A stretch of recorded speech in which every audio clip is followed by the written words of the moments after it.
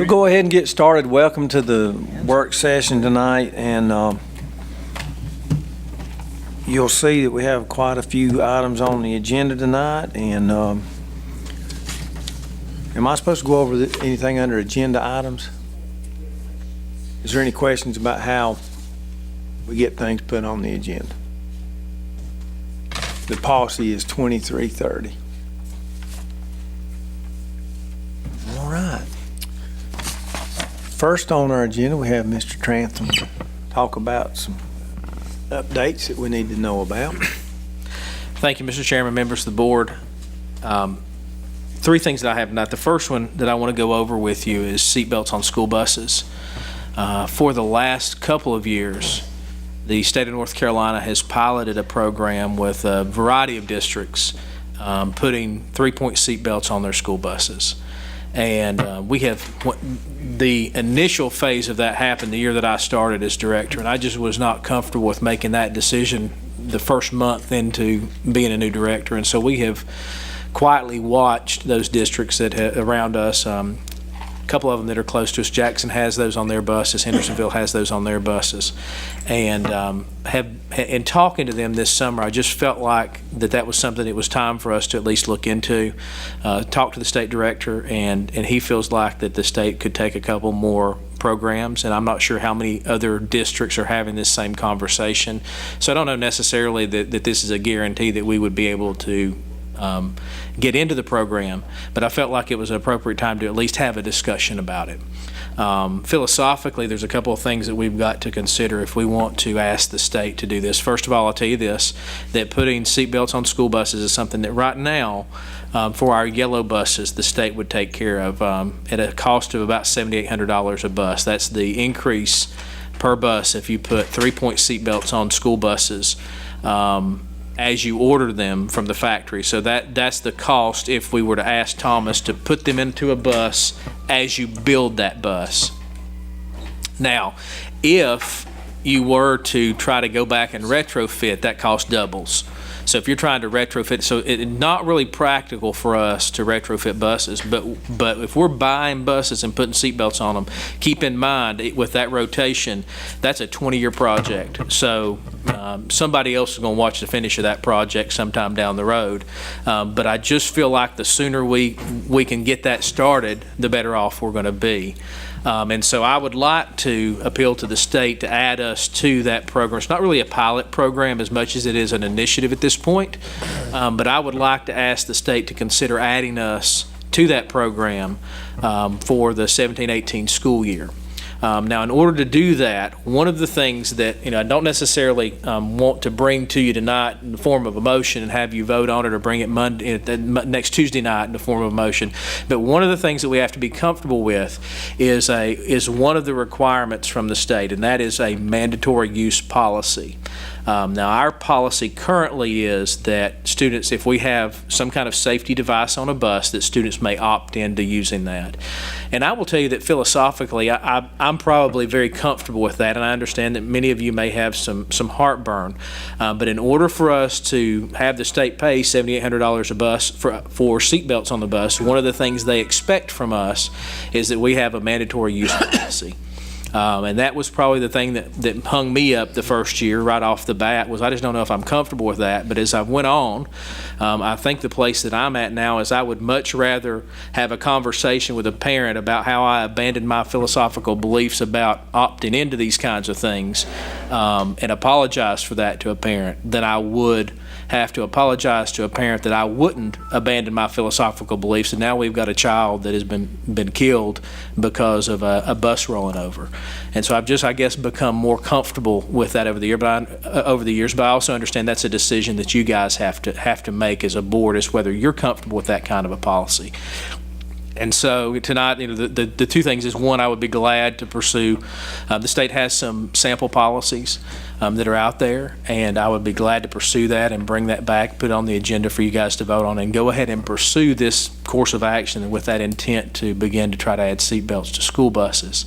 But before I did that, I just wanted us to have a good conversation about that, make sure that's something that you would support, and something that you guys don't have any heartburn about before we're kind of at that point that we need to have that conversation before we move forward. So the two things I guess on the plate tonight are one, are we comfortable with a policy and moving forward with that program? And number two, if we put them on our yellow school buses, do we want to go ahead at the same time and begin to add those to our activity buses at about $7,800 a bus? Which I think is hard to not justify that if we think it's important enough to begin adding to buses. My personal opinion is that we add them to all of our buses. But of course, those are really the two big questions I just want to have a little bit of discussion about tonight so that we've got some direction as we move forward. I don't have a problem with having a mandatory policy if the seatbelts are there. I mean, I don't get to choose whether I wear mine or not. Right. I can choose not to wear it, then there's going to be a penalty. You know? Right. But I think that seatbelts have been proven to be safe. Well, And I just hate that we don't have them for all buses immediately. That would be my biggest concern. And our school buses are safe. School buses in general, if you look at the Yeah, they're built like statistics, it. are about 70 times safer than a passenger car. They're incredibly safe when you're talking about front or rear impact because of compartmentalization. The padding on the seat and the design of the bus makes it really, really safe when a school bus has a front or a rear impact, which is the majority of the impacts that school buses have. The problem with school buses is when they have a side impact or when a bus rolls over, because at that point there is no way to contain that child in the seat. And so if you look at those accidents that had a loss of life to a passenger or to a student of some sort on a school bus, about 90% of those are some sort of side impact or rollover accident. Some of the investigation documentation, if you read through it, shows some really interesting pictures of simulations where you have a child in the seat. For instance, one of them out of New Jersey where a child was killed. Basically, they were sitting on the passenger side seat about 3/4 of the way back, and the bus rolled over. They were thrown all the way across the right-hand side of the bus and broke their neck on the top of the bus on the right-hand side. And that is a very real possibility when you put a bus into a position where it's going to roll over. You look at our terrain we're on. Yeah. So I just feel like it's time, but at the same time, I don't want us to step across that threshold unless we have some have had this discussion and you feel comfortable with it. So I just want to make sure if there's any questions that we talk about them tonight. So you're saying we'll put it on all new buses coming? Yes, sir. Not existing buses? Yes, sir. We have, Yes, sir. and the state will cover it? Currently, and I'm not saying that that's going to happen forever. There may come a time when we have to do that. I think that to me that's not as likely, but we have to be prepared for that. But at this time, once school districts opt into this program, the state is covering that expense as part of their new bus orders. Because as the state pays for those buses, we basically take the loan out and then the state pays us back for them. But right now they're paying 100% of that, even if you have seatbelts put on them. For the yellow buses, it would add us, approximately $7,800 that we would have to find a way to budget a year to add that to our white activity buses. I think it'd be a no-brainer if they're gonna pay for it. How does the seat belts affect the seating capacity? There are three. It's a split 2-3. So in other words, there are 2 seat belts that latch inward, and then there is a third seat belt that also latches in the middle of that. And there's actually about 4 buckles there.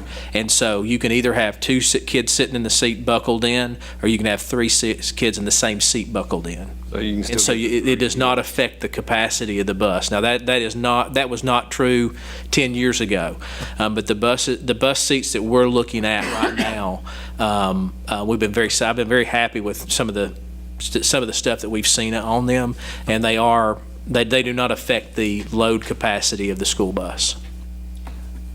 Have you looked into how hard, because I know we're talking kids and kids are kids, and about having to replace those seat belts, if one of them gets cut or, There have been a couple of districts that have already implemented these, and each one of them, when I asked them at the conference this year to talk about just their experience and what they've had, have not had a lot of experience, have not had a lot of seatbelts cut or those kinds of things. I think that's one of those horror stories people put out there, and I'm not sure. I'm not saying that it won't happen, but I am saying that has not statistically been the problem that they've seen. The problem they see on school buses is the same problem they see on other buses, which is a kid pokes a hole in the seat with a pencil, and the next thing you know, the little hole becomes a little bit bigger hole, becomes a little bit bigger hole, becomes a little bit bigger hole. All right. Who would get like if we did order new buses with the seat belts, where would those go for? Would we be looking at high school kids first, elementary, middle school? Where would they? I couldn't say right now. We try to place our new buses in a position where we can get as many miles on them in the first 5 years of their life because they're under warranty. And so the state doesn't replace buses at a year mark. So just because they're 20 years doesn't mean they get replaced. They have to have a certain number of miles. And so what we try to do is forward load those miles onto those buses by putting those buses in positions where they can get as many miles as they possibly can in the first 5 years of their life while they're under warranty, rather than having those buses run on a shorter route for 10 or 15 years and then have to try to find miles to put on them in those last 5 years. A 15-year-old bus that you try to run hard is not going to be nearly as cost effective as running it hard at the front end and getting those miles on it while it's under warranty, and then backing off and getting fewer miles on it as it gets closer to 20. And so that's kind of the philosophy we've had. And so it just really depends on what long loads are out there when that year comes that we have to replace buses. Because we typically will put them on those loads, and then we take those buses that they have and work them down to some of our shorter routes. Okay. Have there been any issue? I know this was, because this has come up several times Sure. in the past. One of the issues that came up was, the kindergarten kids and smaller kids having, whether they could buckle themselves or whether you're going to have somebody extra, where the bus driver goes back and make sure everybody's secure. And especially if we implement a policy that everybody's got to wear them, how is that going to play? What we have not heard anybody say that kids don't have any problems buckling in. Now, we're probably still going to have some problems with pre-K kids that are 4 years old that get up on a bus, but we have those are problems we have now. Okay. We have, for instance, I've got a pre-K kid right now that we've allowed mom to come on the bus in the morning with the child to make sure that the child gets into their seat belt. And gets in that seat appropriately. And it made mom feel better, and it allowed us to have a child on the bus that maybe otherwise mom was going to have to bring to school. And so we're certainly work with parents already to do that. But I don't see, I think by the time a kid gets into kindergarten, first grade, they're already sitting in a seat and buckling into a booster seat when they get in the car for the most part. We've not heard of that being an issue. Okay. Two more quick questions. Okay. Can you get us a cost on what it would take to put the seatbelts on the white buses if we wanted to do that? It'd be $7,800. It would add approximately $7,800 to the cost the already. existing ones now. We want to go ahead. If we were to retrofit, you're looking at $15,000. Okay, per bus. Per bus. Now, it may not cost that much, but that is the price they're going to quote you, because until they get in there and actually take the seats out and look at the floor structure, the substructure on the floor, they're not going to be able to tell how much of that's got to come out to be able to put those seats in there. In many cases, they've got to rip the entire floor out in order to get those back in there. So what they're going to quote us for a retrofit is about $15,000 a bus. Okay. And so my personal opinion is that we do the same thing with white buses that we're doing with our yellow buses, which is that whenever we decide that we're going to go that direction, we just simply from that point on begin to put those seatbelts on buses. Could it be possible if we look at like the white or the yellow buses that are, say, 5 years old, or sort of the newer ones, maybe try to retrofit a few of those at a time so we would get the process done a lot sooner than the 20 years where they... That is possible. There's a lot more work that goes into that. We'd have to talk to the state about that, about getting that approved to go that direction. There's a lot of compartmentalization. The federal government changes those compartmentalization rules regularly, and you're kind of bound to the rules on the bus based on its model year. So we'd have to be careful about that. It is possible to do that. No one in the state is doing that currently, just because it's just not been cost effective for them to do that. Okay. It's just not, when you look at trying to do that to even to 20 buses, the cost of it is just way out there. and so they've chosen not to do that. They just, my thought is this is coming, and this is something that in the next 10 years, everybody is just going to do this, and this is just going to be the way of life. But if we wait 5 more years, that's 20 more years after. It's 25 years from that, whatever date you start, that you're, really going to be able to get all your buses replaced and have seatbelts on everything. So I just think the sooner we start, the better off we're going to be. If we did decide to retro one just for safety for a Sure. certain route or something, would you have to send it to the factory? Yeah, we would send it back. More than likely, most of the buses that we're buying now are from Carolina Thomas. Okay. Thomas-built buses, and Carolina Thomas would do that retrofit. And that's who I actually talked to when I was talking about getting some quotes on how much that would be.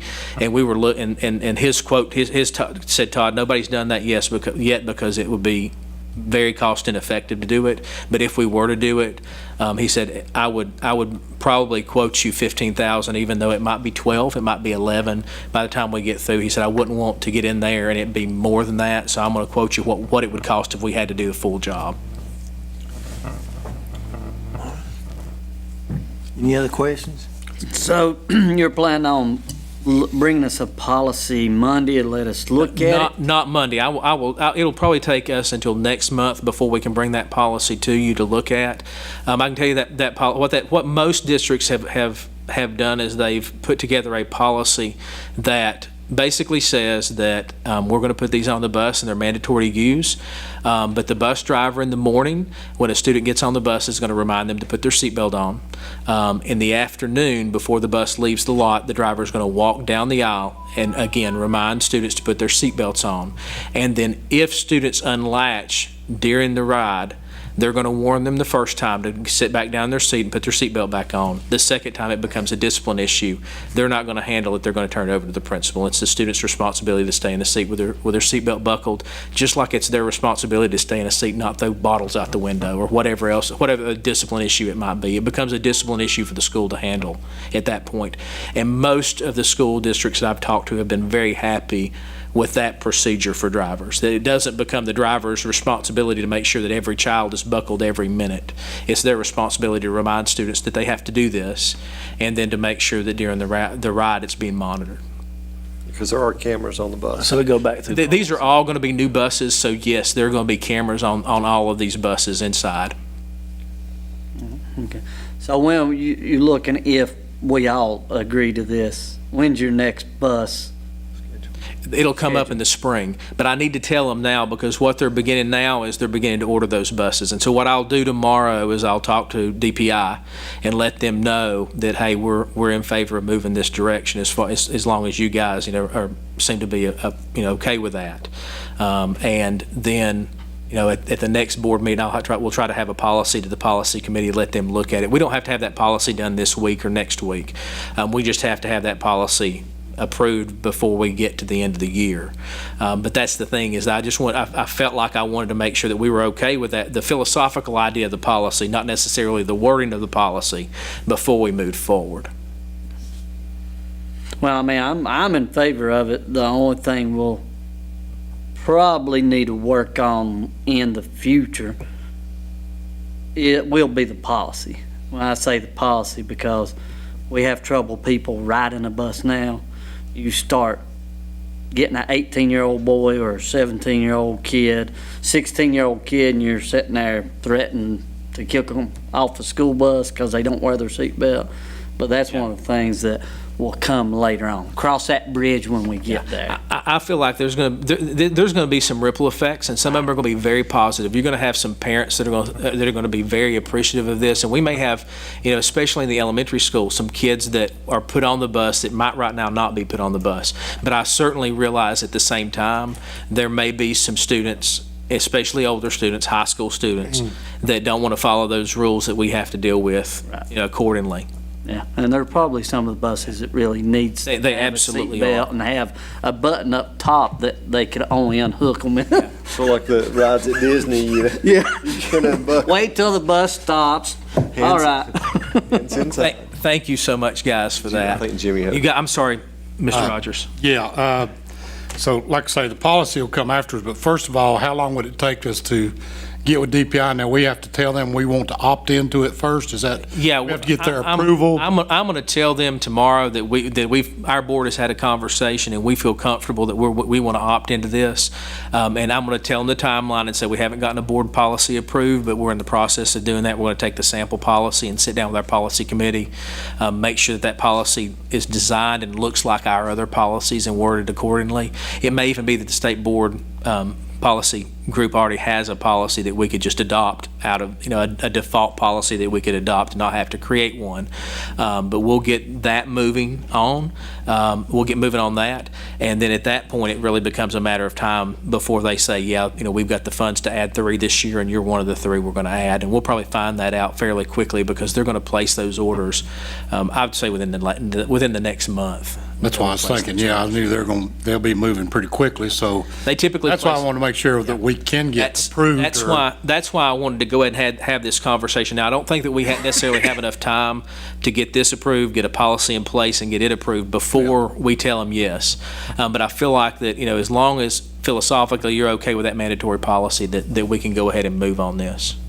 So do we need to look at that Monday, Mr. Chairman, as far as voting on that we do want to opt into that? Does it have to be a board approval to go ahead and instruct Mr. Trantham to opt us in and let's get it rolling?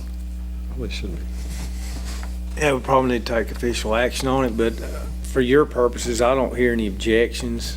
1, 2, 3. We're making calling, yeah. You got a majority, you got your votes there, In the minutes, which would be good. so we'll reflect it in the minutes Monday, but go ahead and That sounds good. make contact with your folks, and so Tuesday night, Maybe we can make, and and add that to the agenda, Dr. Garrett, please. then Mr. Trantham get on the stuff. Thank you so much. The second one that I want to go over with you, and the other 2 are going to be very brief, but the second one, stop arm cameras on school buses. Our stop arm cameras are getting older.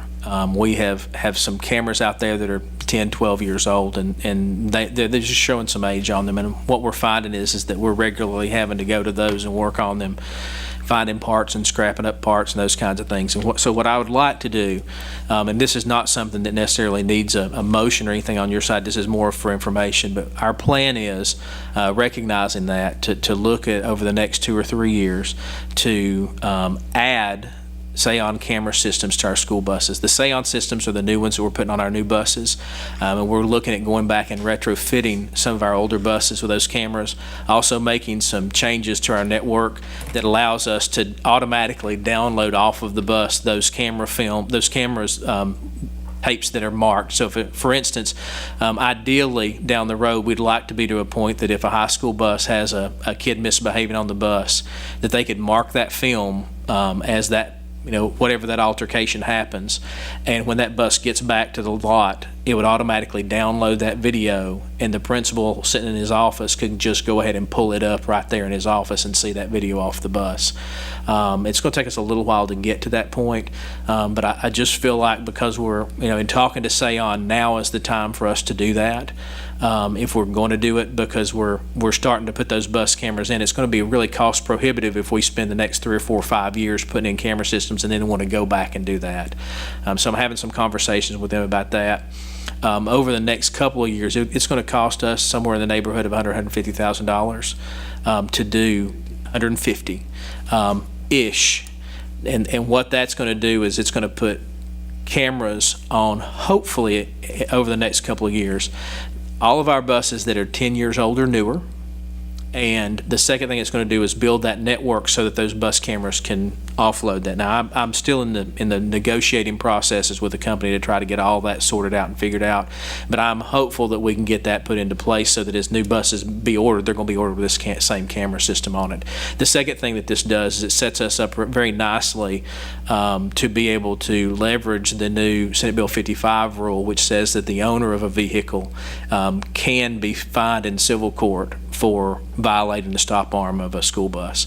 Now, that's something that we're going to have a conversation about at a later point. It's something that our county commissioners will have to have a conversation about and approve before we could ever levy those kinds of fines based on what the law says. So that is a very new law that was just signed by the governor this summer. And it's going to take, I'd say, another year for everything to sort out before school districts are actually ready to pursue doing that. But I want us to begin to set ourselves up to be able to do that. I think that's, if we have one thing that can make our buses safer, even considering the use of seat belts, the stop arm camera and trying to minimize those stop arm violations really does help us at the most vulnerable point for a student when they're on a school bus, and that's not sitting in the seat. That's when they're getting on and off of that school bus. And so if there's one thing that I want to focus on this year and looking at school safety, it's how do we make these a little bit safer than they already are. And it just seems like those cameras will help us deter individuals that may be in a hurry from just speeding right on past a school bus. And so, like I said, that's more of I just wanted to bring you guys up to speed. I know that we've had conversations in the past about cameras, and I wanted you to know where we're at. That's also going to give us, as we do this, some parts to be able to rescue and prop up the older camera systems that we've got for another few years until we can get all these rotated through and replaced. Can I just ask one question? Yes. Anytime you throw a number out there, 150,000. Yes. I think most board members don't say, okay, over how long of a period are you spending 150,000? I'm looking at doing that over about the next 3 years, and I think that we can find the money to do it without having to come to you. Now, that will be the next question because, I mean, obviously you get money from a state, Right. county, but then. Part of this is going to be, of course, money from the state could be used, but I really don't want to use that if we can. Part of this money is going to be network money out of the IT budget to be able to network those buses together. And part of that money can come out of, our plan is for part of that money to come out of right now the money that we receive from schools for the use of activity buses. Not all of it, but a part of it, so that we gradually are using that to put back into cameras and still be able to replace. My goal is to still be able to replace a bus. We may not be able to replace it quite as fast. We get one out of capital outlay budget, and then what we've been doing is replacing one bus, usually in the winter, out of the fees that we get back from those buses, as well as the fees we get like from Folkmoot and some of those places. So that's the funds that we are looking at using to try to gradually put ourselves back in a better place with cameras. Those camera systems cost about $3,500 a piece, and that's installed and back on the bus. And so you're looking at about 30 of those. I use GoPros. Yeah, well, that's still one of those situations, just like a seat belts. I mean, the camera system, I mean, obviously myself, I mean, I'm gonna sit here and say, okay, let's do what you can to make it safer inside the bus and on the outside of the bus. But then going back to the law that was passed, the outside of the bus, we do need to get that ball rolling to see how we can levy them fines to get that money back. And eventually, my thought is that once this is settled, it may be that we may be able to leverage those fines to put back into more camera systems on school buses. And so, of course, I don't know, we're too early in that process to even know how that's going to work. But to me, that totally makes a lot of sense, that you take that money that you're gaining under those circumstances to make that program just a little bit safer. Right. Any more questions on that? Last thing I've got, guys, and I will be brief. I just want to give you an update on the Mount Sterling situation. Mount Sterling, we talked about this in closed session just a little bit. We talked about our options for down there. I went and met with that, Dr. Garrett and I went and met the next week after that down there in that community with them, and had a lengthy discussion just about what our options are and what we could do. And one of the things that they told us right now, that looking at the different options, whether it's to insure a bus and take it down there, whether it's to continue to bring that bus to the 7-mile marker and have them come pick up students, or whether it's to purchase a vehicle and take those students home, they were very adamant that they had some concerns about students being picked up and dropped off at the 7-mile marker. And that was really the one thing that I heard from them over and over again. And so what our plan is at this point, after speaking with them on a couple of occasions, is to begin to look at purchasing a vehicle to transport those students home. We will have to pay for that vehicle out of local funds, and we'll have to pay the insurance out of local funds.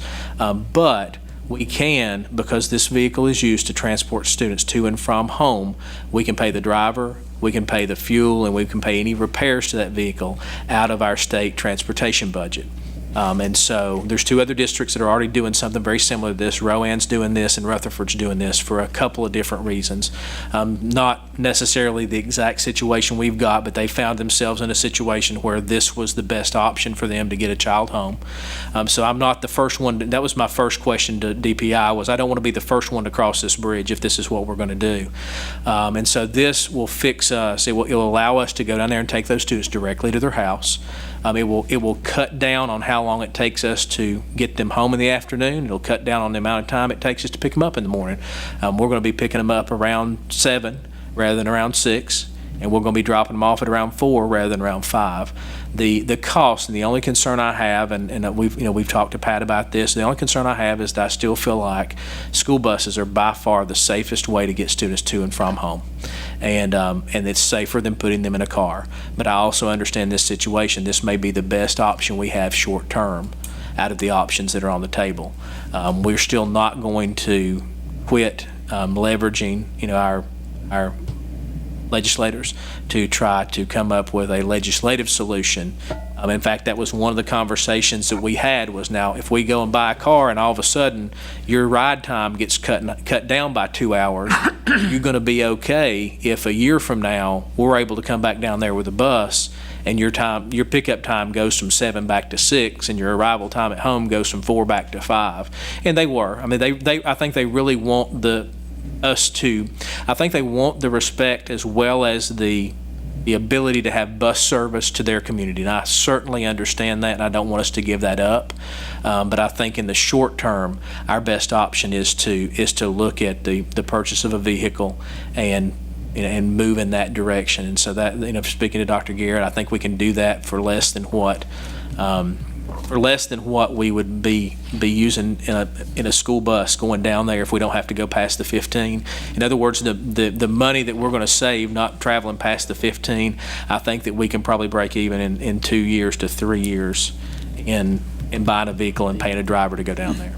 Does it have to be a specialty vehicle, or? It does not have to be a specialty vehicle. I think that a couple of things that I feel like are important. One, because of the likelihood that we could find ourselves in a bad situation weather-wise in the winter down there, I'd like for it to be a four-wheel drive or an all-wheel drive vehicle. I would like for it to be something that can haul up to 7 passengers, because while there's only 3 students down there now, we can't be given any promises that 7 is going to be that number. And I think that looking forward into the future, a 7-passenger vehicle is probably the right place for us to be. And I'd like to look for something that has an excellent crash rating. Because I think safety again. I don't want to take them home in a passenger vehicle, but if we are taking them home in a passenger vehicle, I just want to make sure that we're doing our very best to put them in the safest possible vehicle. Ideally, I'd like to find something used, and I'd like to find something in that $20,000, $22,000 range rather than looking at a new vehicle and paying $30,000 or $40,000 for it. Sounds good. And then also, we have been in contact with Senator Davis. He returned our call last week. He was out west, and he said as soon as he got back into town that he would be glad to look into it. And then Presnell and Clampett both, we've emailed back and forth, and they both have responded that they would be willing to work on this. So what are we doing now? We're going to mile marker 7 and picking up those children. Right now? Right now, that was the initial plan, was to pick them up at the 7. Then we're paying the mileage. I didn't know whether we. But I think they will be much happier with, even though it's not the best option, and even though it's not an option that they want to see in that community as a long-term option. I think they understand that may be the best route for us to go. And the trade-off there, of course, for them, which they did like, was the fact that Kenny's little girls can sleep for 2 extra hours, and that's, and they're going to be home at 4 o'clock in the afternoon instead of 5:15. And so there's some perks there that they're going to enjoy. But at the same time, I think that both of the families involved are going to be very happy if we're able to bring a bus service back to that community as well. Go ahead. Well, is that vehicle going to have a camera on it as well, just to make sure for liability purpose? That was actually my plan, was to put both camera and GPS on that vehicle so that we could tell where the vehicle is. If we had complaints about speed, we've got at least a little bit of data there, just like with our school. As far as I'm concerned, I want to treat it just like a school bus. It is a passenger vehicle that transports students, and we want to treat it as such, which gives us, and to me, that was a no-brainer for me to put, a camera on that vehicle and to put a GPS system on that vehicle. So we treat it as though it were any other student transporting vehicle. Yeah. Perfect. I do have, so we're looking at maybe an SUV?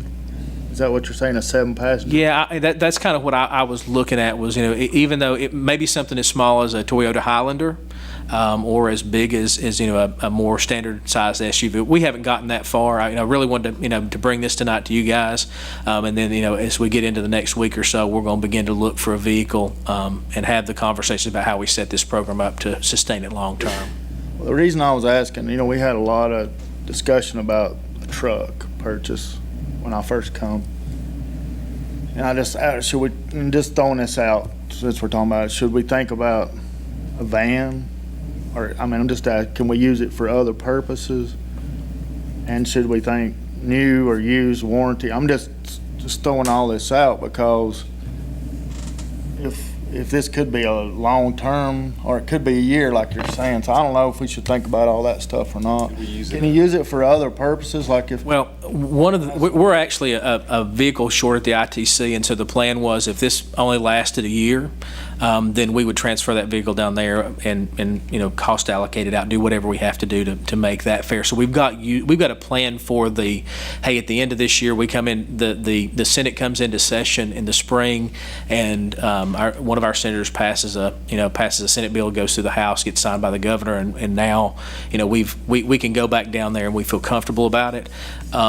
If that were to happen, then of course we've got another use for this vehicle. We talked a little bit about vans, and we have to be very careful, number one, that it doesn't go over a certain number of passengers, or we get into it, or it begins to be treated like a bus, and there's some federal implications there that we don't want to mess with. That's why I feel like we need to stay in that 7-passenger range, because once you move out of that and move into an 11 or 12-passenger range, there's a whole new set of rules we have to abide by. The last question, remind me what the last thing that you asked was, other uses. Because this is going to be just like any other student transporting vehicle, and we're able to pay for it and pay for fuel, driver, and repairs out of state funds, we can use it for other purposes during the day if we choose to. But if we use it for other purposes, we have to pay back the state per mile for that use. So it's really not cost effective for it to be used for other purposes, because you're going to be paying back per mile to the state for that use, because the state, it's kind of a double-edged sword. The state will pay for its use, but in doing so, if you use it for anything else, you've got to refund them, just like a yellow bus. If we were to take it on an activity trip, we've got to refund the state for that usage. We don't have to equip it with stop signs. No, sir. No, sir. It cannot be equipped with those things, and so we're not going to pull any stops on the road with it. We're going to pull right into their driveway and open the door and let them out, and basically deliver those students door to door. We're going to have any external identity on it, like we can schools or transporting We can. We have not historically done that for our vehicles, but we certainly could. We certainly could make that a student transport vehicle and mark it up such. Very good. Thank you. Thanks for that. Thank you, guys. Sound like a good answer to that, as good as we can get for right now. All right, Dr. Garrett. Mr. Chairman, members of the board, Brooke and I worked this summer on trying to make our meetings and committee meetings consistent with how we notify the media, how we post the agenda, how we do our minutes and stuff. So that's what I am presenting to you tonight. If you'll see the heading, it says notify media, post announcements to website, notification posted at Education Center and Board of Education, and then paper, agenda, and Moodle, and then post minutes to the website. Our board meetings, one of the things that I'm asking that we change is currently the media is notified on Thursday. We need to change that to Wednesday so that we will better be in compliance with our board policies. And then if you'll look over on paper agenda and Moodle. You'll see the paper agenda and Moodle agenda is posted to the website on Thursday prior to meeting on Thursday. To comply with Board Policy 2330, the board agenda should be posted 3 working days prior to the meeting. So we're going to recommend that we back up and post that on Wednesdays instead of Thursdays. And then the other, like the minutes and stuff, we post those videos as soon as they're available. We also, school board news, that's available just as soon as we've checked it for accuracy. So that concludes what we need to do for our board meetings. Questions on that? And then our work sessions, you can see there's very little things that we would like to change on that. If you'll look over on paper agenda and Moodle, the work session agenda, we're going to post it on the Moodle on Monday prior to the meeting on Thursday. And then to comply with the Board Policy 2330, the work session agenda should be posted 3 working days prior to the meeting. So we will actually be posting that agenda on Monday prior to Thursday's meeting. Can we back up to the board meeting? Yes. Where you said the paper agenda. You said it says posted to the website on Thursday prior to the meeting on Thursday. Should that be Monday? It should. You're correct. We need to change that to Monday. Okay. And then, if you'll notice, for finance and building and grounds, we'd like to do the same on these, the same changes, since they are our subcommittee meetings. Media is notified on Thursday. We need to move that to Wednesday so that we will better be in compliance. And then currently, finance and building and ground meetings are not posted on the website. We would like to start posting those on the website under upcoming events. And then you can see under notification posted, currently Finance Committee and Building and Grounds meetings are not posted at the Education Center. We will begin posting those outside the building, and then when we do our year-long activities under board meeting events, we'll go ahead and post those under that as well. And then if you will look under paper agenda, currently Finance Committee meeting agenda is posted on Moodle only, no paper agenda. What we would do is compose a Finance and Building and Grounds Committee paper agenda and post it to the website so that that will be available. And then also, as soon as minutes are available, we will post those, because that way you can see what's on the agenda, and then you can see what took place after they have been approved. So those are a couple little changes, but I think it will make us more consistent with what we're doing as far as board meetings as opposed to subcommittee meetings as well. Well, they are public meetings. They are. And I think it would add transparency as well. Very good. Now, all this. I like it. The personnel will still come to us on Friday. Yes. You're not changing that. I'm not changing that. Because, I mean, Because that's not public it's not supposed to be domain. public till No. Monday after we vote on it. Yes, Correct. because that is for your eyes only. Okay, other concerns? Okay, thank you. Very good. Miss Valier. All right. Well, as you know, it's about time for us to start planning the calendar for the 2018-19 school year. And we voted last month for me to send in the calendar waiver. So we got the calendar waiver request in. I should get notification within another month or so that whether it was accepted or not, but it's never not been accepted. But I'm meeting with the calendar committee next week, and I wanted to come to you tonight to see if there was any guidelines or directions you would like me to take to the calendar committee before we start planning again. I think January 27th ought to be a county holiday because it's my birthday. Just kidding. For every birthday, everyone's birthday. Now, I think what you've been doing is fine. Yet, do not throw something on us a month or a month and a half when we was needing it. Sore throat us off last year, that was sort of one of those situations. Yet, if you're going to go that way again this year, which after the calendar that we've passed, I've heard good and bad when it come to the hourly. That was one of the big things that we talked about Right. last year. I would personally like to see the hourly calendar and the 180-day calendar. I like to see both of them this time side by side, pros and cons of each one, and how many LEAs is working on which ones. Okay. But this year, I think a calendar committee needs to start? Who's on the calendar committee? You? This year, it's a representative from each school. And, let me rephrase that. Which board member? Oh, Jim, Mr. sorry. Francis, Sorry. yeah, I'm sorry. But yes, just this year, I think we need to have more talk longer than just what we did. I mean, we had some time, but it was just one of those situations we started getting pounded by one side saying no, no, no, no. We really didn't hear from the other side saying why do we want this? Mr. Kirkpatrick, maybe she could do some research on that and present it at one of our work sessions before we actually get into the calendars, and then come up with 2 calendars, one for the 180-day and one for the hourly. And that way, that would give you plenty of time to study. Yeah, and I think, I mean, that's just what it boils down to. Yeah. Let's get some information on both of them besides hearing from a public on one side and 1 or 2 from other side, and then, because I think the survey throwed a lot of people off last year. We said that we surveyed so many people, the principals was supposed to survey, some of them did, some of them didn't. So, I mean, it was just one of those things. Okay, I just want a good debate before I make a good decision this year. correct. I gotcha. So when I go to the calendar committee meeting next month, and a day calendar, 180-day calendar is fairly simple for us to put together if the holidays fall. This year was very hard in looking where the holidays fell, and, Right. I mean, it was a difficult calendar to work with, period. So what I'll do at this calendar committee meeting is give them that directive of, this is what the board has asked me to do.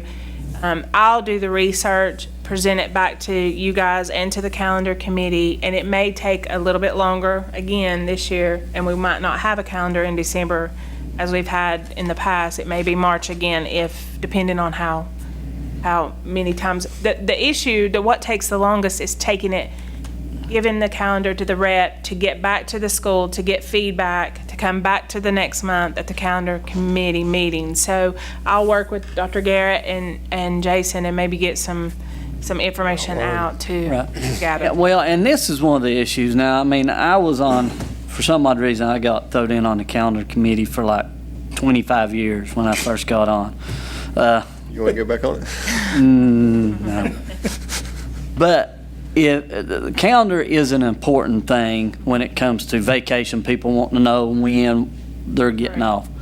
So as a board member, if I need to come in and Mr. Francis, the administration feels like I need to come in on a off day instead of a regular board meeting to get this thing passed whenever you want it passed, every which way it goes, I'm perfectly fine with that. That's why I was elected to oversee this, and if the calendar is one of those things that's very important. So, I mean, I'm willing to do that, and if the calendar committee needs to meet more, that's your call also. Okay, thank you.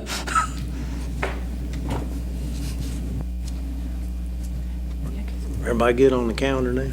Any I questions? think we set us up for I mean, I extra guess my biggest thing is last year when we tried to go with the hourly is getting bombarded by the cafeteria staff. I mean, and I'm like Stephen, I'm not totally against going that way, but I'd like to see Pros and cons. what the other pros and cons, who else it's going to affect. And have a little more time to talk about it and look at it than just being thrown out there. We just need to start early and make Yeah. sure you have the information, so like Mr. Kirkpatrick said, you can make a good decision. Right. Well, I think what happened last time is we set up a traditional calendar, and then the idea of an hourly calendar came out. Came up at the We second did some meeting. surveys, whether they were given to everybody or not. The feedback that we got from the surveys was the majority wanted to go toward an hourly calendar. So that's what we started working on. We got one together, we were trying to finalize it, and there, right before we got ready to present it, was when all the Negativity. the alternative views started cons, coming in. yeah. I'll never vote for a calendar that hurts our hourly people. That's just me. Can't. I'm not gonna hurt our lowest paid folks for living from paycheck to paycheck. I'm not gonna. That's another thing with the hourly calendar. It might be a way that you can Yeah, if we can do it days to where- different for those particular people so that they don't lose money. I mean, there's If there's a way to do that, then we'll vote. I mean, there was, I understand that the too. work days was a thing that, if we give them back some work days, that they could work during the work days where that was taken away from them before. But that's, again, something we have to look at, talk to Allison and see if it's in her budget. to- Right, that, There's that's lots of outside moving of parts. the calendar committees. That's, the calendar committee doesn't decide that, so that's outside of Yeah, whether, what I'm asking that committee to do is to cut pay or not, so. That's you a know, we have to- budgetary question Right, there. and it all And then goes, unfortunately, that does become the An issue. issue. right, and it all goes back to information that we can work on it instead of having Yeah. everything I'll to come up make with a it good. calendar, and then we'll look at what the ramifications Ramification. are as far as the Right. budget And if goes. there's ways what to it- offset What it it. has to do with the Correct. hourly folks too, so. So I'll get with Dr. Garrett and Jason and Allison and put together some information to come back at the October work session to present, and then maybe get a directive. Like I said, the 180-day count is a fairly simple one to put together. And the hourly is a simple one to put together, it's just understanding it a little better. And see, if you presented both of those calendars, then we can discuss like a delta plus for each of them. Like, what are the pluses and what are the negatives to it? And then the financial aspect of it, how much would this calendar cost, so that you will have all the criteria that you need. it's a good idea. Dr. Excellent. Garrett. The county committee doesn't need to be worried about the budgetary ramifications. You just set the days and then, Yeah, you don't worry about that. You just bring it to us and then we'll worry about the other stuff. Thank you. I'm That's just what I saying, would if say. you bring two of them, make sure I have information on both. I got you. Okay. Thank you. Hush, Joe. Joe just volunteered to be on the calendar committee. Yes. I second that. There's a mumble. Go get her done. Thank you. Thank you. I think Dr. Nold's getting wound up here. Yeah, my parents taught me a long time ago. You still need yeah, Bill, Well, if you want to, we could, it's up to you. I mean, Yeah. flip a if coin. Joe. Go ahead, Joe, Go ahead. and then I'll confess. All right, thank you, Joe. You have a good night. You're welcome. Each one of you should have a building and grounds agenda. I'll try to run through it fairly quickly. If you've got any questions, please stop me. Bethel Middle, I'm still working on plans for the HVAC there. I'm not, been tied up with other things, so it's not been a high priority. Central Elementary, I did get preliminary plans back. They are in my office for the office space. I also have 2 classrooms, one of each design, laid out at the school. So if people would like to go by and look at it, they can. But I do have the plans at my office and the classroom laid out to what we're looking at. Canton Middle, we done some renovations in the front office, fixed some flooring in a building, and as part of our access control, we done North Canton. When we done the renovation in the front office, the front door was being left open at Canton Middle, and as part of the security, whenever we fix the front office, we're adding a camera and a buzzer so that they can lock that front entrance and put an access control. So we're only doing badges for the front door, but we've got the ability to incorporate the rest of the school later. So, but the main thing is now they'll have the ability to buzz in parents, community, whatever's going on, before they just walk in the school. This has been a big question. Central Haywoods High, I met with the engineer. He is preparing us a letter for that facility. He didn't seem to have a problem with the building, so I'm waiting on his letter to come back, but The understanding I had from him was that it was going to be okay for us to continue to use. One of my questions is, what's our next step, what we'd like to do? So I'll be discussing that a little bit more Monday night. Joe, can I ask you a question? Like, you said that Rodney, or in here, said Rodney had recommended making 2 classrooms. Is that in that gym or on the side? Rodney has asked for classrooms for construction. There's been no real specification as to where. Because there's 2 classrooms over at the side that he could use. There is. So it's one of the things that he asked for, and we've not went any further than that than just ask. Because I know So the gym's used by a lot of people. there is a lot of community use. I don't know exactly how much. I did reach out to Mark Shepard to find out who uses it and how much we do use it and how much we bring in from the use from the community. So I don't have that information back yet. Just out of curiosity, how much, you said there's already 2 classrooms? There's 2 classrooms over there now. We use one as a storage and then one's an actual classroom. Is he wanting something bigger than that, or, He did not specify. He just, I mean, I they're don't, bringing in a construction class from HCC, from the college, and they've already got an electrical program there, and he's looking at adding vocational classes there for the students, and he was just looking at classroom space. does he not have any room over here, It's or? not teachers in every classroom. Now, that doesn't mean they couldn't share during planning periods. Like if I have first period planning period and you're teaching first, then you would come in my class. Well, I mean, If you were to take those classrooms over at the gym, I know at one time when we taught the building, we used one of those classrooms. You can run some machinery and stuff over there where you can. yeah, it's, I mean, I That's can right. understand if it's shop classes that they wouldn't want them in this building, but, I mean, I don't see how, if it's gonna take up gym space, that it could be done unless you use what's already there. Because you can't lose the gym space. As bad as he'd want the classrooms, I understand that part. Can't lose gym space for, But in my opinion, I think you could use what we Now, wait a minute. What's more important, recreation or? and what good's a small gym? Look at Bethel. No offense, sorry. That's the Bill Savage Gymnasium. There's a lot of history behind that comment. I'm sorry, it's good for, What you need to do is look at them wonderful bullets that it's dry. it's good for Right there, after it's school dry in program. here. It is dry. It is dry. Oh. Thank you for your work on that. Thanks.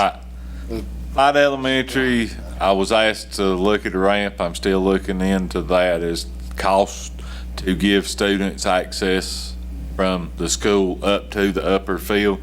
So I'm still looking at that. Haywood Community Learning Center, the ALC, they contacted me about the possibility of using the old daycare. I have not had a chance to meet with him to see, but I've bulleted some items that I know has to be fixed, and I'm not sure of where the funds will come from. Joe, we met with Kyle back earlier when he got this grant that he was going to share. He was looking into the grant to see if it could be used for facilities, and if it could be, then he was going to use those funds to do some renovations in the kindergarten building so that he could use it for classroom purposes. So, If you can. so basically, it's hinging on whether or not grant money can be used. It is. On the phone valley. Well, I know when we took the daycare out of there, it was needing a whole lot of money. Well, you needed new heating and cooling, and then you need a new Well, roof, and those bathrooms need to be upgraded. So I think at one time, Joe, and I may be a little bit off on this, but I think it was like $144,000 back then. Yeah. Yeah, but it won't have to be the specs that was. 'Cause that was gonna be, that was small Daycare. kids in daycare, and there's a lot of regulation on that. Well, there will be, if we're putting high school students in, there will still be renovations. Oh, yeah. Air conditioning is, Sure. I mean, I have to. And I've not looked at it, I mean, but I would say, and I'm not gonna put a number on the air conditioning, but we'll have to replace water closets, commodes, sinks, probably, cause I think they're at the elementary height. So, I mean, we're gonna have to upgrade cabinetry, and carpet and flooring, I don't think is real bad.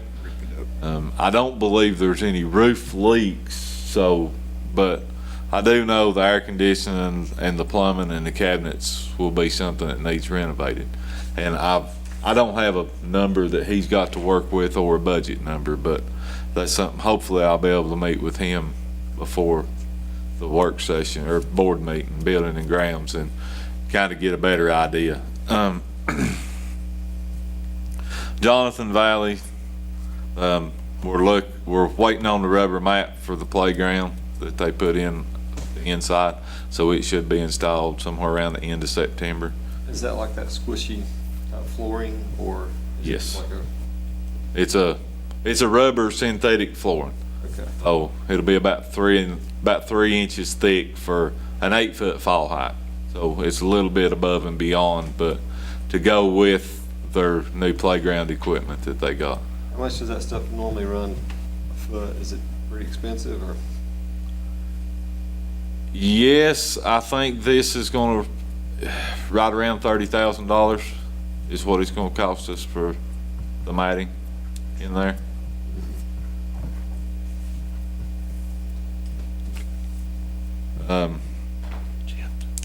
I met with Tuscola about their long-range plan for athletics. I do have kind of a template there. I didn't give it to the board, but I do have it available if you would like a copy of that.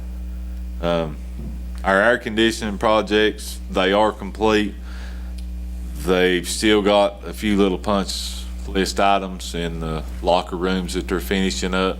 They're set to turn the water heaters on at Pisgah tomorrow and start those up. So that should be the last little part at Pisgah to get it completed. We got our scoreboard up in time. Good job. So, and we even had a day to spare, I think. Yes, you did. Good. Appreciate that extra, number on the guest side, so they can get up to. Three digits. 3 digits. Yeah. That's Bobby Rogers. That was funny. You won't need it now. Definitely not from the other side of the county. Say it wasn't too much fun for you. Next, we're still trying to get to Riverbend to change the gravel out in the for the playgrounds. We're converting that mulch over to gravel, so we're trying to get there. Weather's not worked with us very well, and we've had a few other things that's popped up. Right now, we had a complaint back in the summer below Death Valley at Waynesville Middle. There was a sinkhole coming up around the catch basin.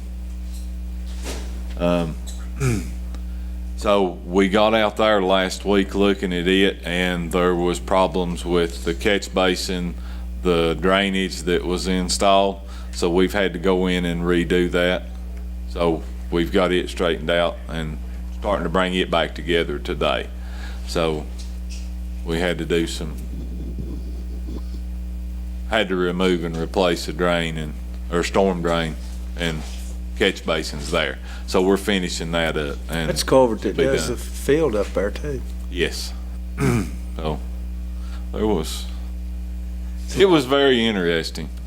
It went from a 2 foot to a 3 foot to 18 inch and down to a 12 inch. So, and at one point, the outlet was 18 inches higher than the inlet. So there was, The force feed it out. yeah, it was fun. So That's right. we've got all that straightened out the best we could. So, but we're Is the finishing capacity that better up. now than, did you get it sized back the way you wanted it, or?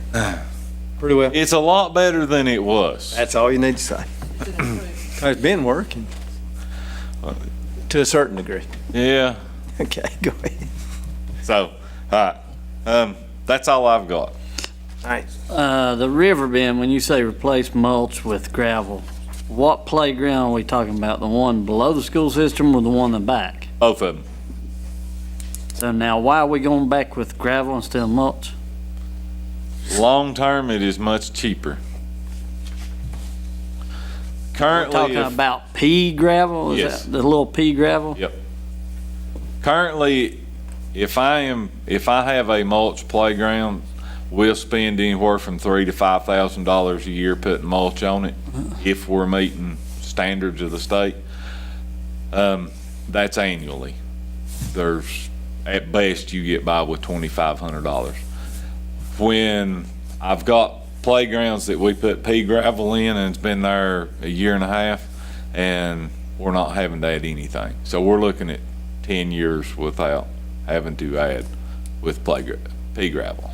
And I think you're looking about the children falling, getting hurt. I have the same concerns as Patrick.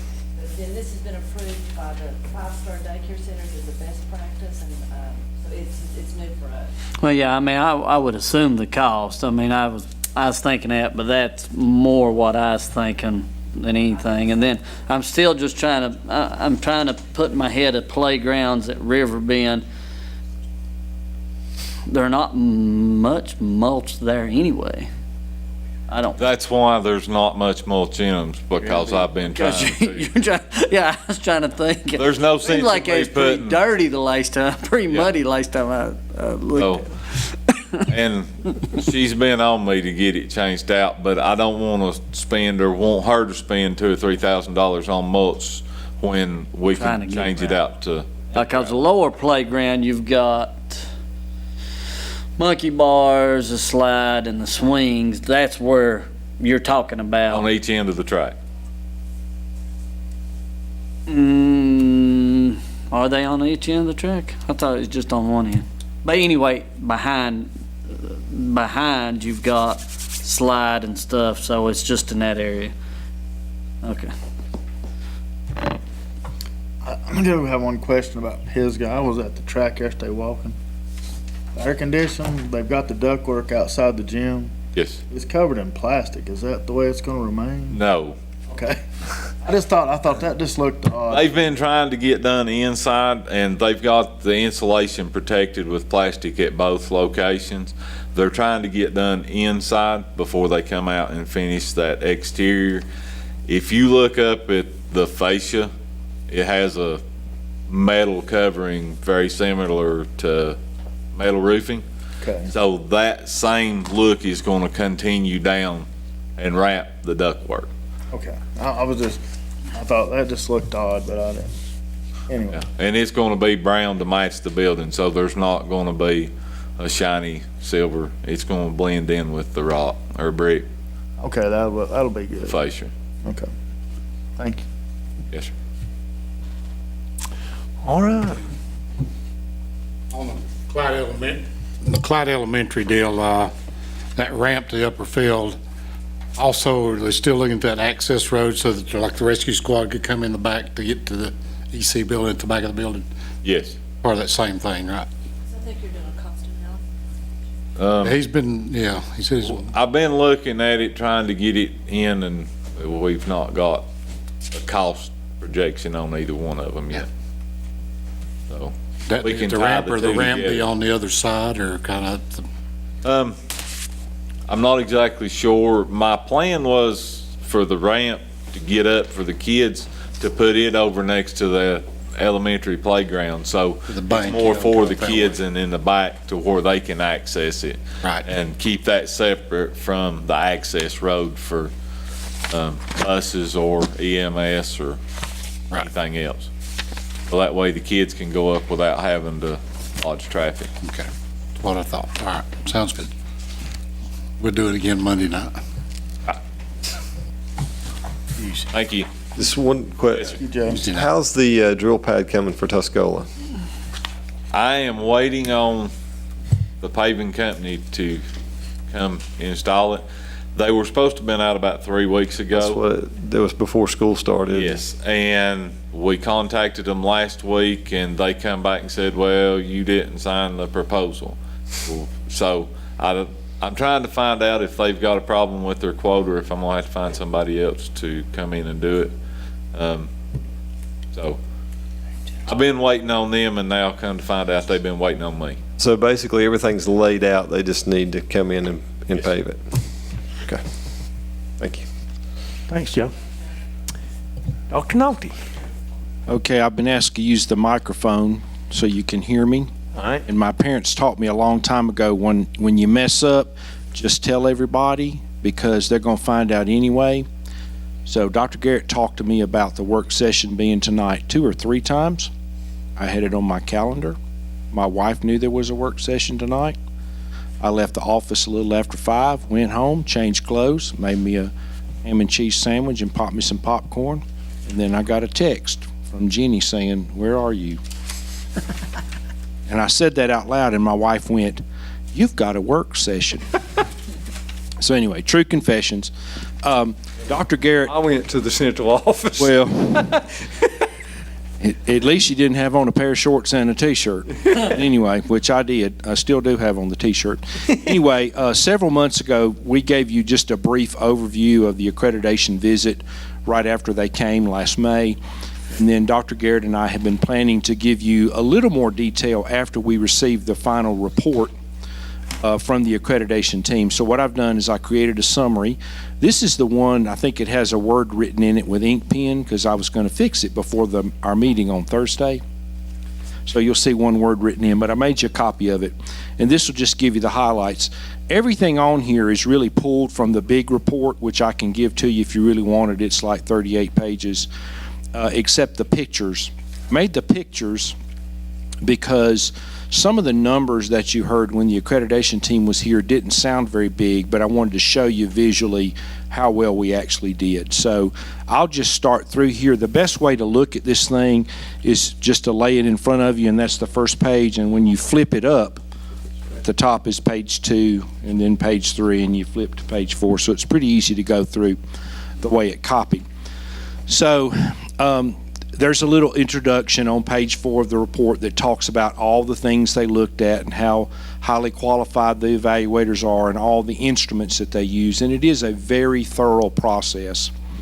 And then further down on page 1, they talked about the number of people that they talked to. And they actually talked to or interview a lot of us, 194 of us, 4 board members and lots of other people, students and parents and everything else.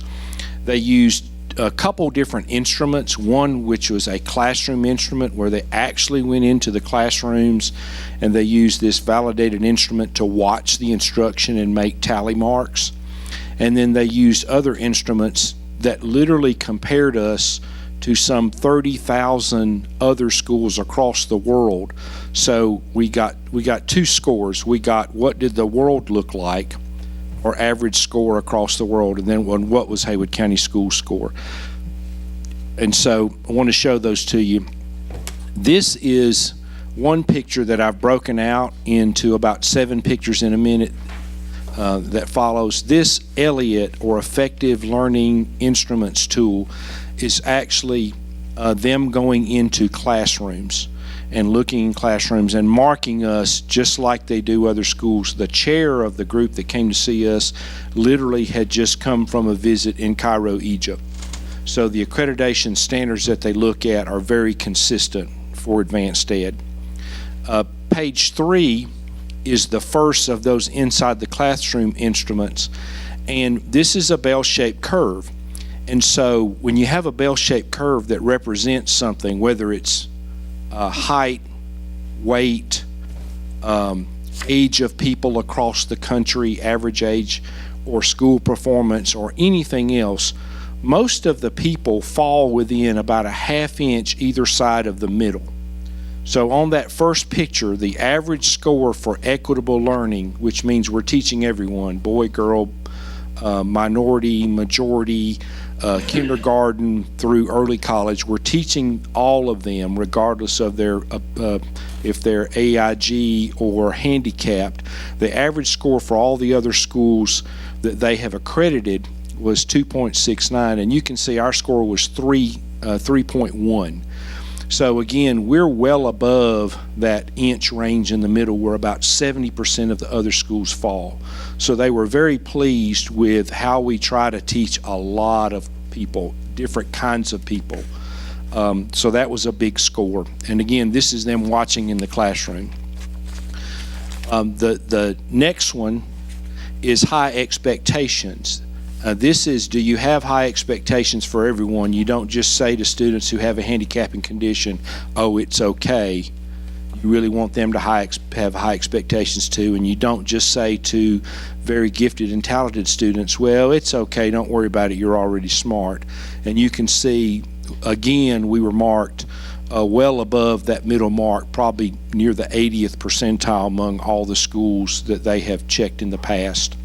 Supportive learning is a huge score, and they were just really impressed inside the classroom, all the things that we did besides just have a teacher there with a projector and a book. We had AIG, we have Title I, we had alternative school classrooms, we had a dropout prevention program with classrooms in it, we had early college classrooms, kindergarten classrooms.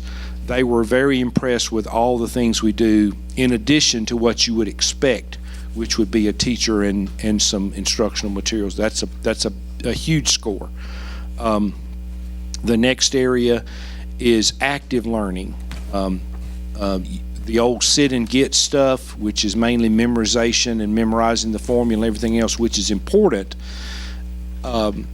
is not very effective by itself. So you can see how far we are above the 2.93 for everyone else, and we had a 3.24. So we had, obviously they see all the time, things like they didn't see Kids in the Creek, but it's coming up next week, and they see field trips, and they saw science labs, and they saw experiments, and they saw mathematics with manipulatives, and they saw students acting out literature, things like that, very active learning. They gave us a really big score there. Sorry. Things probably not scrolling as fast as yours. And then progress monitoring and feedback, that's also a big score. That is what we do to let students and parents know where the child is. They saw that, for example, in third grade, we're communicating with parents and saying your child is reading at a level P, or whatever the level is, and what we need to do to let everyone know not just what a grade is for a student, but how the student is progressing, and the fact that we had not only report cards, but progress reports and things like that coming out of the classroom. And then the last in-classroom area, which the accrediting team really couldn't believe, and I guess if you've been all over the world, you might feel the same way they do. If you've been here your whole career, you might think that there's nothing special going on, but they were very impressed. Again, these are inside the classroom measures, with how well everything is managed. There are bails and schedules and times, and there's student misbehavior, but it's usually very minor, and it's addressed very quickly. And you can see how much is left of the bell-shaped curve to the right of that picture. There just aren't many people in the world who have overall classrooms that are better managed, and they indicated that. Then and then the last area is digital learning, and that sounds like a really low number when you hear 2.4. But if you look at the rest of the schools that they accredit in the world, the average was 1.86, and it's not that we don't have digital products. It's that we have students using the technology much better than other schools. On average, across the schools accredited in the world by Advanced Ed, their score was 1.86, and that score really comes with not what the teacher's doing with the whiteboard or what the teacher's doing with the calculator, but what are the students doing with that information, and are they using that technology like an electronic dictionary when they could just as easily look it up in a paper dictionary. That doesn't give you much credit there. Or are they using that technology to really do some research or some calculations that they couldn't do without the technology? So that's one of the scores we really wanted to show you that sounded low, but obviously was not. Then they had overall findings.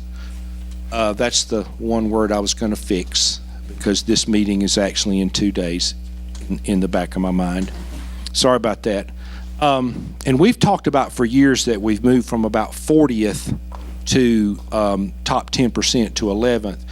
But they were very impressed that they just looked back really 3 or 4 years. That's all they looked back. That in that short period of time, from 12-13 to now, we moved from 17th to 11th as a district compared to the other 115 districts.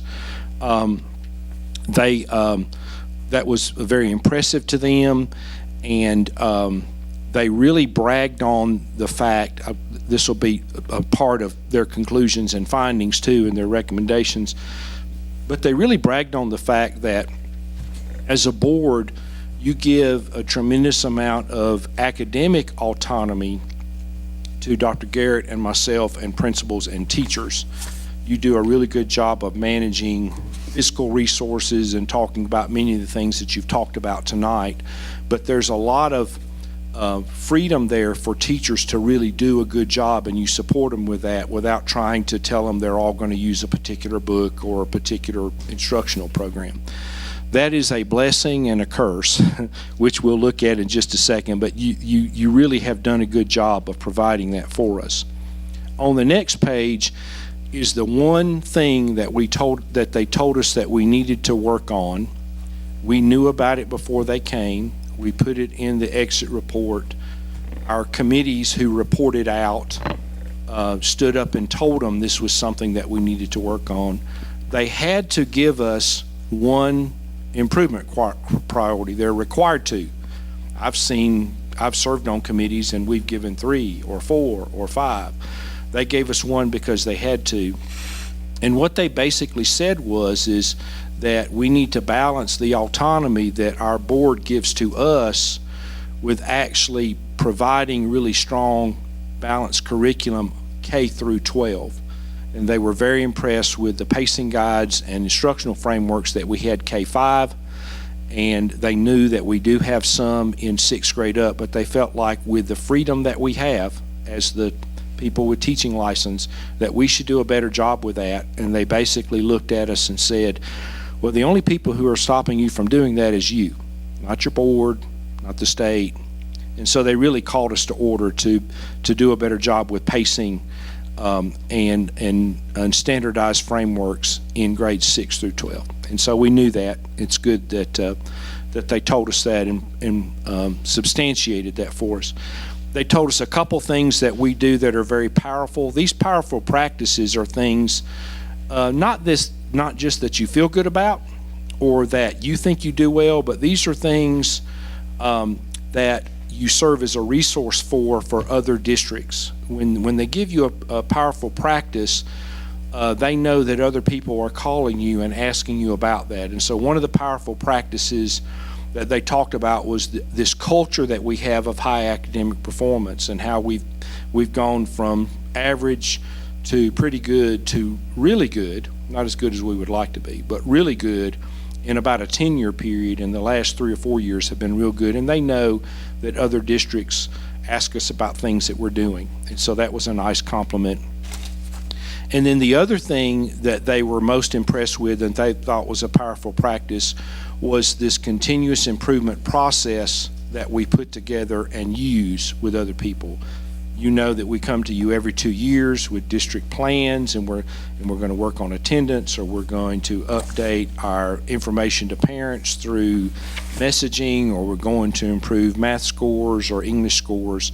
And that's been very systematic. You guys have seen that through the years, where we bring that stuff every 2 years and we show you the data that we love, and then we show you the little squares that we don't care much about and how we're going to work on it.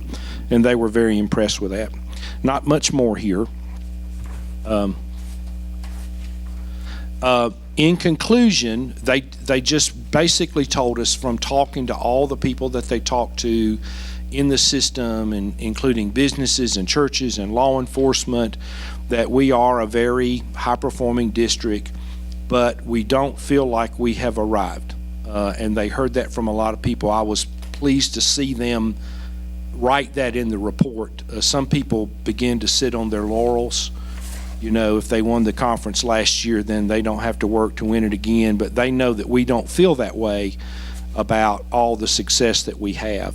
And they repeated the things about how we've improved our academic status, and how that, you know, we may not have perfect communication with stakeholders, but we do meet with a lot of people. Dr. Garrett has lots of stakeholder groups, and schools have advisory committees and PTO boards, and they were pretty impressed with that. And then they gave us 4 scores, and I wanted to, overall scores. These are outside the classroom. And one of those was low, and that's where I wanted to try to do a better job of explaining that to you. Teaching and learning impact. The average for everyone else was 268. Our average was 294, again, substantially beyond that one standard deviation in that upper group of schools. And that's just based upon how well our students learn and then they have learned through the years. The next one is leadership capacity, and the average was 293, and they gave us a 275. It's exactly what I told you about earlier. They looked at us and said, you have all the freedom in the world to develop those consistent pacing guides and benchmarks 6 through 12 like you have in K-5. From a leadership standpoint, and that was all of us, CNI and principals, you've got to do the same thing 6-12 that you've done K-5. And we knew that before they came, and they sure enough told us again that that's what we needed to do. And then I think resource of utilization, they were impressed with declining budgets and declining enrollments. And they gave us a very big score in how we are able to continue to maintain all the things that we maintain inside and outside the classroom. Athletic programs, alternative schools, bus transportation, driver's education, many things, special education, academically gifted education. We're able to maintain those with our budget that has been shrinking and our student population that has been declining. It may not continue to decline, but it has been. And then the last slide was the overall score, and this is when you put all that stuff together, the score that they gave us. Other schools across the world that they accredit 278, and we were there at 291, again above that standard error, away from the mean, outperforming well over 80% of the other schools that they've accredited. So I'll be glad to entertain any questions. I apologize for believing it was Thursday when I had been told 14 times. Well, we pulled those switcheroo on you. Well, That's what happens when we give you that freedom. that's right. That's right. You forget about meetings. That's right. Well, I won't forget again. But, if you have any questions, I'll try to entertain them. I had one. You was talking about declining enrollment, and it made me think. I saw something that the charter school was talking about doing a high school. Is that went any farther? Do you know of? The only I didn't see anything conversation else on that we have had with them is what we've read in the newspaper. That's all I saw. I mean, I don't have any They were additional talking. information. Were they going to have a meeting on it or something? Well, I think what they're going to do this year is plan to see if they're going to pursue the high school, is what I have read into the newspaper. Now, the enrollment, we just got the 10-day count in for today, and I'll be giving that to you on Monday. It looks like we're up 28 students from this time last year. I was getting ready to ask what the enrollment. I think it was like 28. But I'll show you a breakdown, and then I'll do it per school as well. But it's right now 7,168, I believe. Our birth rates look a little better too, the last couple years as compared to the years before that, so that may help us over time. And we really don't know a lot about what's going on at the charter unless they ask us a question, but I think the Mountaineer has done a pretty good job of covering their deliberations about whether or not they can do high school effectively.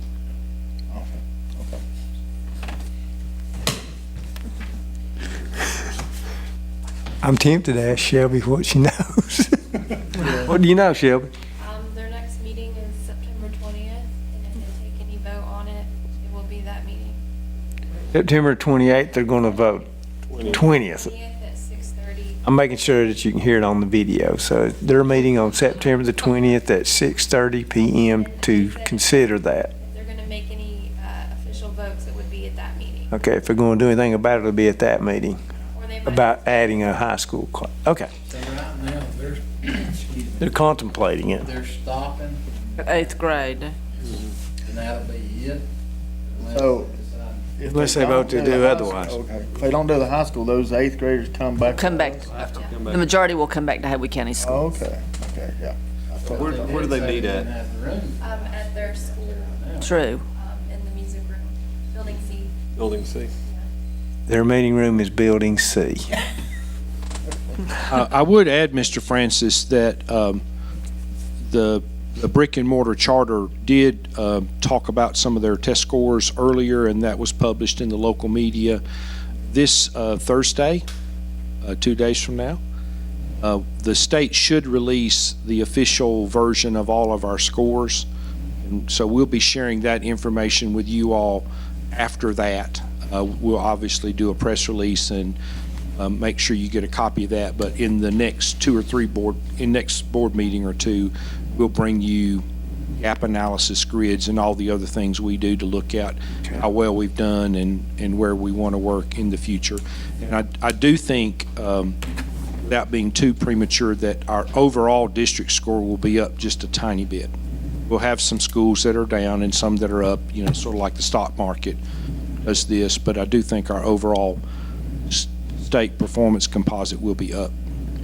So you're saying Thursday you don't have set in stone 2016-17 test results Will be officially released. will be officially The released? state school board is planning. Yeah, well, that's why I said set in stone. That's the numbers, period. State school board is meeting several days this week, and they have announced that they plan to release that information Thursday afternoon. Thank you. So we'll be digging into that and tearing the data apart and sharing it with our community. Thank you, Dr. Bill. Says any questions or concerns? Does anybody have anything else they want to bring up? I've got one issue, but go ahead. Well, I was just going to, Dr. Garrett, have you heard anything from Mr. Rogers on how his condition is, if he's doing okay? No, I from his- texted him, but I have not received a response back. I saw a Facebook post said he was feeling good and thankful that he was feeling better, because I think he was in quite a bit of pain with his back. It's quite extensive, yes. And so, I don't know whether that was a planned surgery. I didn't know that it was coming that fast, so that's good that he got in and got it fixed. So. And I have done the same. I've texted him a couple of times, and he has responded once right after the surgery, but other than that, I haven't heard anything. Have you heard anything, Doctor? The only thing, I'm like you, I follow him on Facebook. Facebook, Just yeah. like other people, I saw an announcement where he was home. Facebook. And seemed to be doing well, but other than that, I don't know. At least it's not Twitter. Yeah, that's when you need a text. If you can do Facebook, text me back. Well, on Facebook, he does one for 2,000 people, and then with texting, he's got to do one for each individual person. That makes sense. Anyway, it's a broadcast. I've had a few phone calls and concerns about the Confederate flag possibly being flown at our ball games. It was in the student section on the Tuscola side is what I saw, because I was sitting over from it. Dr. Bill did some research on it. He has already answered one of the questions from a community member. There has been a Supreme Court ruling that unless it's a disturbance or it creates a disturbance, then it's First Amendment rights. Okay. Mr. Collins shared 2 emails with me from parents, and I volunteered to respond because I had the background information. And then I haven't written a column in a while, but I wrote a column, and Dr. Garrett proofed Very it good. for me this afternoon. But basically, we're not law enforcement, and we're not parents. We're in that gray area in between, and we're not the courts. And basically, the ruling from the Supreme Court is called the Tinker case from Des Moines, Iowa. And a long time ago, these kids decided that they were going to wear black armbands as a way of talking about how they felt about the Vietnam War. And that went all the way to the Supreme Court. And basically what the Supreme Court said was students don't lose their freedom, their First Amendment constitutional rights to have an opinion about something and believe in something simply because they're at school. And that a couple of the students, a girl named Mary Beth Tinker and then another young man, were suspended. And they won their suit in the Supreme Court. And basically what the Supreme Court said was, when you have symbols, we have all kinds of them. You all know them. We have T-shirts and crosses and peace signs and bumper stickers. We have all these things that people have to represent what they think about and what they believe. But what the Supreme Court essentially said was that people are entitled to have a belief system and to show that that's their belief, and we really should only ban something on school grounds if that symbolic speech disrupts the operation of school, and you can't have school or you can't have the ball game. And so beyond that, we would, look at, T-shirts or necklaces or bumper sticker or "Don't Tread on Me" flags or the Confederate flag or whatever as that student just expressing something that they believe. And then we would only really stop that if it prevented you from having class or having school. Now, certainly the state legislature or the federal government could pass new legislation banning things if they wanted to. But until we see that, we probably don't want to go there, because if we were challenged in court, we would likely lose. Thanks for that answer, because Right. I basically answered in the fact that you got to be careful about freedom of speech. And that's basically what it is. And I don't want to be a judge or jury on either side of that issue, so. I'll give you a sneak preview on the column I wrote, and Dr. Garrett was sort of laughing when she read it. That one of the last things I wrote was, well, heck, I don't believe everything that my family and friends do. What am I supposed to do? Get rid of all my family and friends and get rid of everything that I don't agree with? I hope not. Yeah, no. I'm sure there was some people that were, when they saw the Tuscola flag flying, might not have liked it, and when they saw the Pisgah flag flying on the other side, you've got disagreements on both sides. So, Just one other question. As a general overview, how did school start as compared to other years, and how's things going? I thought it went very well, talking to principals and talking to our central office. Most of the parents who needed to have pupil reassignments did it in a timely manner, and they did it before school started.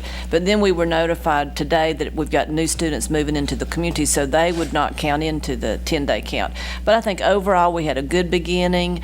We had several 911 calls, because this year we had 4 kids who actually went into seizures, and that's very unusual for us. We've never had that happen before, and I don't have an explanation for it. But overall, I think it was nice and calm. Even like the car rider lines and the bus lines and stuff, got very few calls or comments on those, so I think we had a very smooth beginning. Thank you. Sounds good. And again, congratulations on the advanced ed report. That's an excellent report. I've been on the board a long time, and I think that's Best. ought to be one of the best reports I've seen in my tenure here. You too, Jim? Totally agree with that. Yes. Good deal. Yes, very good. All right, well, we'll see y'all Tuesday night.